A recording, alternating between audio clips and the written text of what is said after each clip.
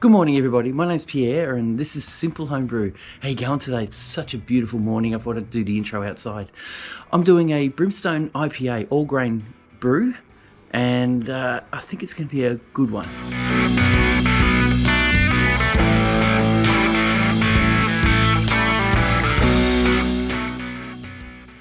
I got the recipe from Grainfather and it was off a German Grainfather recipe. It was all in German, so I had to translate it to English. And I've done this one before. It's a Brimstone IPA and it's a step mash brew, all grain. I got the grains just recently. I ground them down myself. I've got a bit of a setup here. I've got my mill and my grain bucket. I've actually done a few things that are different that I don't normally do. I ground it down really fine-ish kind of thing, and I put some rice hulls in to try and break up the grains a bit more so that it will be more efficient, I suppose. Great advice from Bit of Reality Brewing. He gave me that advice and said, you've got to use it. You just never have any problems. And thank you, Mike, for giving me that advice. It's awesome. Also, I'd like to thank Ferment for giving me these products at a reasonably good price. If you'd like to check them out, they're my local brew shop and it's great to have them behind me all the way through this. Check them out in the link below. As you can see, I've got Mike in the background, just watching one of his videos. I'll turn the volume up after I've finished speaking to you guys. He's a great support. He's been there for me and taught me a lot. So today I'm going to do a lot of work on salts in my beers. So I'm going to work out what I need to bring my pH to the right level. The grain build today is 5.28 kilograms of pale malt, 530 grams of Cara aroma. That's it. 2 grains. That's it. Nothing more. So that'll give it its colour, a bit of malty flavour, a bit of darkness to it. We're adding 11.35 grams of Tetnang at a 60-minute boil. We're adding Citra, which is 18.18 grams at 5 minutes, as well as Cascade, 13.4. And then dry hopping with Cascade, 30 grams of Cascade and 45 grams of Citra at around about day 6 or so, or end of boil. I'm going to try a few little tricks to try and get the flavouring in a bit more. The yeast we're using is Bry 97. It's a Belgian style yeast, so that's going to go in. I'm going to use 2 packets of this because it's going to be a sweet one. It should be, original gravity should be around about 1.063. We're hoping. We'll see how we go with that. So I did do some salt work, learning a little bit about the water supply from our township. It's 7.1 pH, and they had the whole breakdown on their website on what chemicals are in there that we need to counteract. So I've done the calculation using Brewfather because I couldn't use Grainfather. I didn't understand how that worked, and I've got to add those salts in as well before I start brewing. So now I'm going to get stuck into it, and I'm going to add those salts. To get my pH down to where I need to be, around about 5.3, 5.4, I need 5.5 grams of calcium chloride, 4 grams of Epsom salt, which is magnesium, and gypsum. I need 5.5 grams of that as well. So I'll get stuck into that.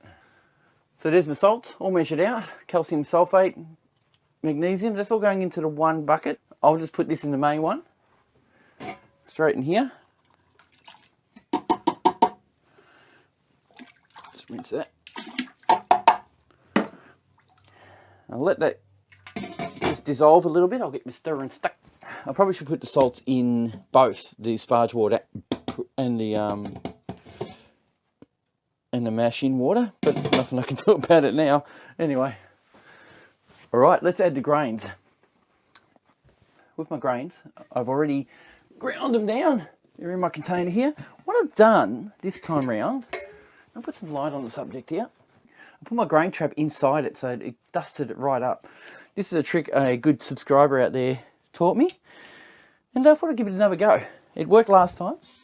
I need to dip this in there as well to try and dust it up. And what the dust does, it creates a lubricant on the surfaces, so I can actually put my basket in without getting it caught and the rubber coming off as I'm going. So I'm going to give it another go. Let's see how we go. Let's see if it works. No more mucking around.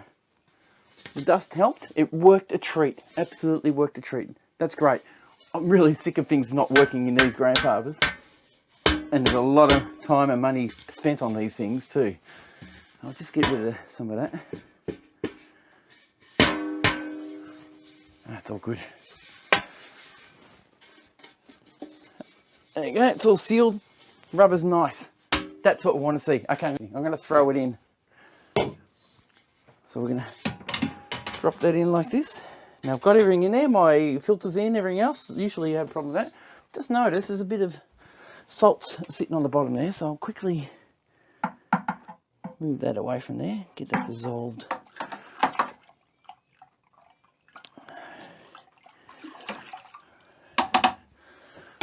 Alright, we'll try that again, huh? Slide that in, slide that in, just hit the camera. Nice and gentle. Oh, it goes in beautifully, look at that. So the mash in volumes is about 17.3 litres of water. So we're mashing in at that. It's not a lot for the amount of grains I've got, so I'm a bit worried it won't go through. What are we going to do? We're going to give it a go. Right, here we go with the mash in. There's a fair bit of water in there. It's not too bad. You're recording, good. Bit dark, sorry guys. Get some light on the subject. So a stick then. Now I ground down these myself, and I did it at a suggested rate, a credit card gap as a 0.8 of a mil, which is suggested by you guys out there. Now we're mashing in at 55 degrees Celsius. So I'm going to leave that running for a little bit. I'm going to let it mash in. It's going to mash in for 10 minutes at 55 degrees Celsius. Then it's going to increase the temperature to 62 degrees Celsius and run that for 45 minutes. So we're looking at 55 minutes before we increase the temperature to 68 degrees. And that'll be at 68 degrees for 45 minutes. Well, it's a long mash. And then last step is 78 degrees Celsius for 5 minutes.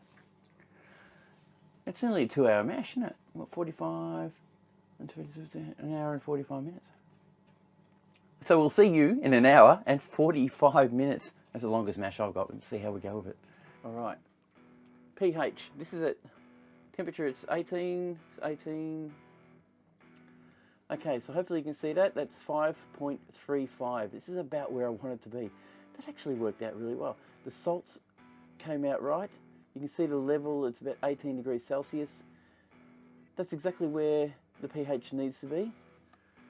So about 5.3 pH. Awesome. That's exactly where I want to be. Taste it. Yeah, it's nothing at the moment.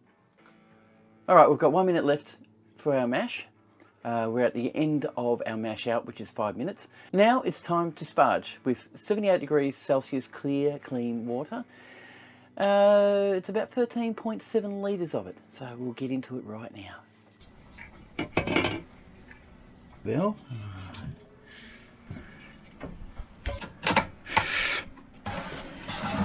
I'll just fill my jug up and keep pouring it on to keep the flow of water flowing through the grains, just to wash out all the excess sugars that are left over. About 1.5 litres at a time. I don't want to mess it up too much. Try and keep the fluid right. It's 2 litres. It actually is flowing through very quickly. Very unusual. Anyway, I'll speed this section up. You don't have to watch.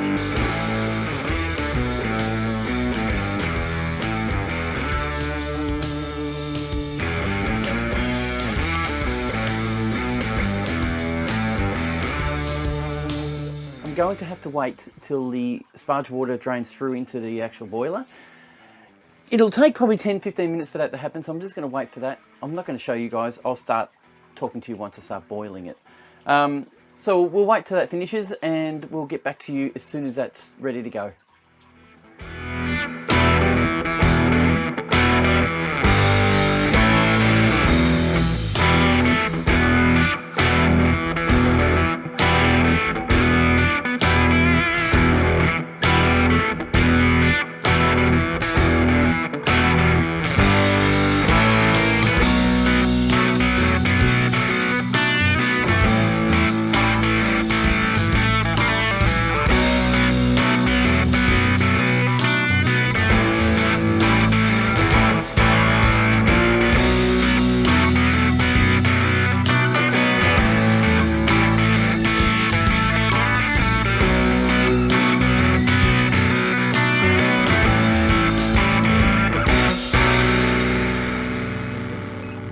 Alright, we're at a 60-minute edition.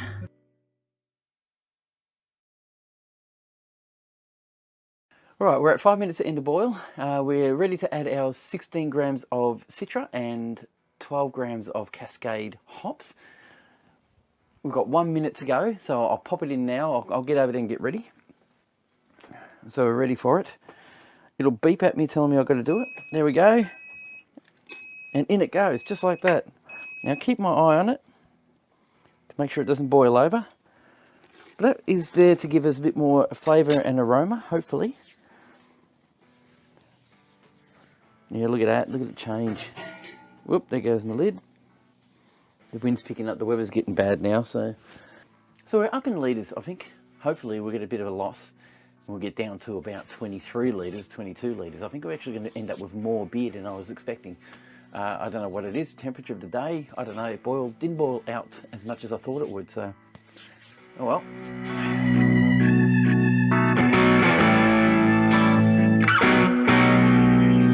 So I'm going to measure out my Cascade and my Citra.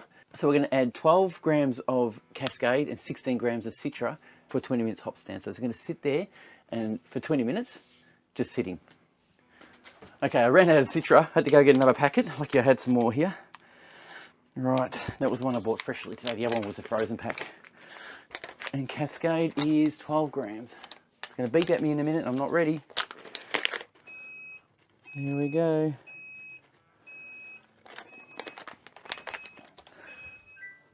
Right, so Citra and Cascade going in.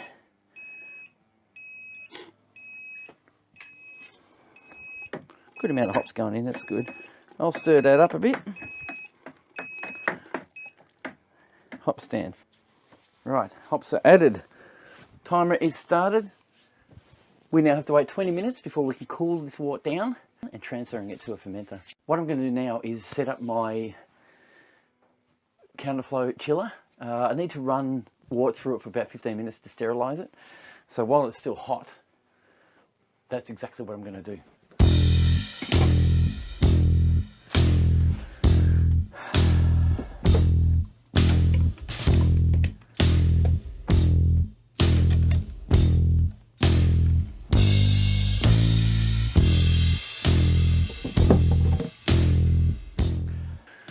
It looks good, it smells nice. Hopefully the gravity is up where I want it to be. And now I'm running the counterflow just to run hot water through it to kill any bacteria that may be in that counterflow that's sitting there. So we're on a winner, we're waiting for it to finish up, so it won't take long.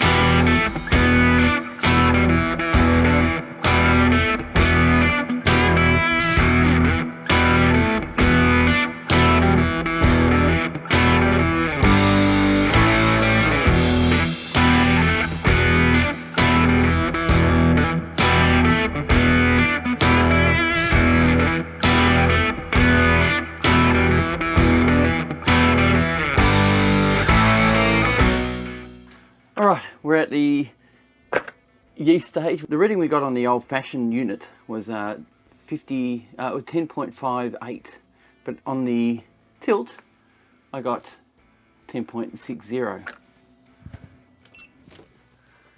At 21.1 degrees, it's pretty much perfect pitching temperature. So now we'll pitch our yeast.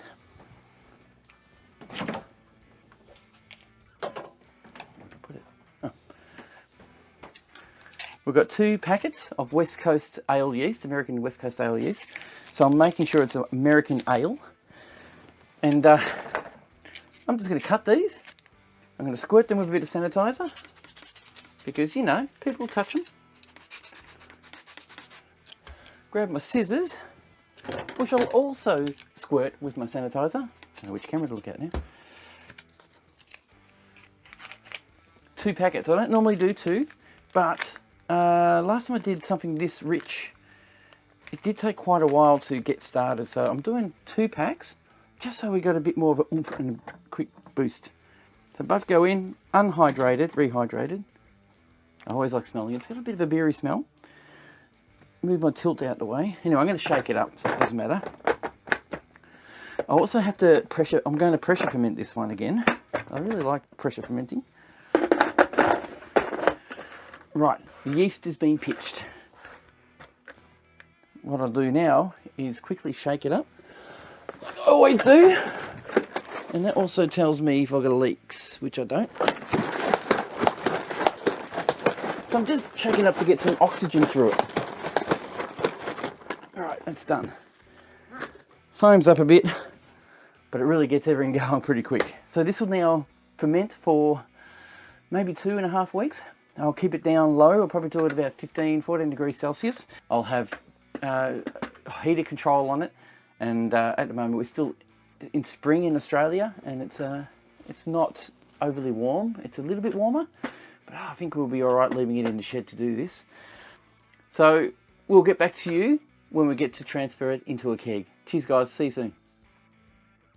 So it's been about 6 days, and it's actually been about 8 days. And I'm in my shed at the moment doing other videos, so I thought I'd better tell you that I added 40 grams of Citra hops and 26 grams of Cascade at end of fermentation, basically, just to grab some flavours and to get some juicy hop taste right through it. So it's about another 66 grams of hops that I threw in on a dry hop day, just to bring up the flavouring and the scent and the smell of my hops. So I'm hoping that will translate into a beautiful beer. So the next thing I'll have to do now is wait for it to finish fermenting completely and then transfer it into my keg. I'll taste the sample and check the actual gravity and see what the gravity came to. And I'll pop that up on the screen here right now. And then, in the next part, we are about to taste it. It should have been about 50 days since we did this. So cheers, we'll see you in the tasting. Alright, here's an interim video. I just couldn't help myself. I poured myself a glass of Brimstone IPA. Now, it's not ready. It's been going for about 3 weeks. This is it. It's not carbonated yet, so you can probably see it. I'll give you a good look at inside there. Now, I just poured that 5 minutes ago. I've been talking crap on video, but what do you do? It smells beautiful. It is a really nice beer. It's pretty much ready. I reckon it's going to be ready. I'll carbonate that, and I'll have the video ready by the weekend, I reckon. It's got slight carbonation to it. Oh, well. Now, I'm going to tell you the flavours I'm getting. No off flavours, which is awesome. Now I've drank it, I can't smell it. How about I reset? I can smell the Citra hops, very much. And it's just a nice, mild flavour of hops. It's mildly bitter, not too bad. Fairly sweet, which I knew it would happen because of the way it was created. A step mash like this tends to be a little bit sweeter. The taste is phenomenal. I can't taste the alcohol in it. It's just beautiful. It's got a slight bite to it, almost citrusy. Not overly citrusy, but nice. More like zest. I'm getting the malt, big time malt flavour. Well, it's a sweetness that tastes like malt. Caramelly. Oh, it's very caramelly. Or caramel, whatever country you're from. Still like quite cloudy, so I don't think that'll settle out. Because I did a cold crash, but I didn't put any clearance in it. So I'll see what that's like against the beer I'm going to taste in 2 weeks' time. We'll see you then.